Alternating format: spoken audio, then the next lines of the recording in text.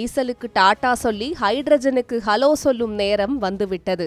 கரண்ட்டும் இல்லை, கரும்புகையும் இல்லை.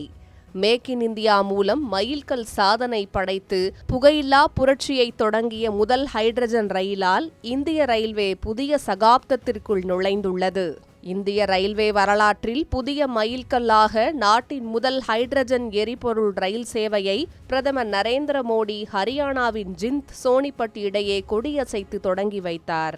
சென்னை பெரம்பூரில் உள்ள ICF தொழிற்சாலையில் உள்நாட்டு தொழில்நுட்பத்தில் தயாரிக்கப்பட்டுள்ள இந்த 10 பெட்டிகள் கொண்ட ரயில் சுமார் 2600 பயணிகளை ஏற்றி செல்லும் திறன் கொண்டது. மணிக்கு 110 கிலோமீட்டர் வேகத்தில் செல்லும் வகையில் வடிவமைக்கப்பட்ட இந்த ரயில் முதற்கட்டமாக மணிக்கு 75 கிலோமீட்டர் வேகத்தில் இயக்கப்படுகிறது. வழக்கமான டீசல் ரயில்களைப் போல எரிபொருளை எரித்து இந்த ரயில் இயங்கவில்லை.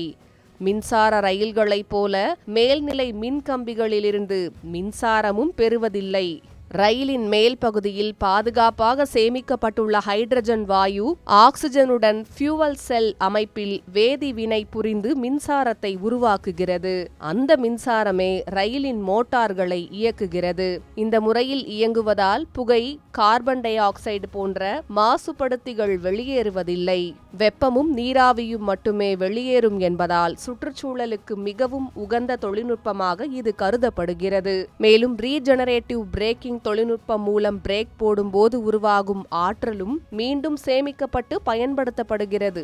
ஹைட்ரஜன் கசிவு, தீ, புகை மற்றும் வெப்ப மாற்றுகளை உடனுக்குடன் கண்டறிய பல அடுக்கு பாதுகாப்பு அமைப்புகள் இதில் பொருத்தப்பட்டுள்ளன. அதோடு CCTV கண்காணிப்பு, நவீன பயணியர் வசதிகள் மற்றும் மேம்படுத்தப்பட்ட பாதுகாப்பு தொழில்நுட்பங்களும் இடம்பெற்றுள்ளன. தொடக்க விழாவில் பேசிய பிரதமர் மோடி, ஹைட்ரஜன் ரயில் திட்டம் மேக் இன் இந்தியா முயற்சியின் முக்கிய வெற்றி.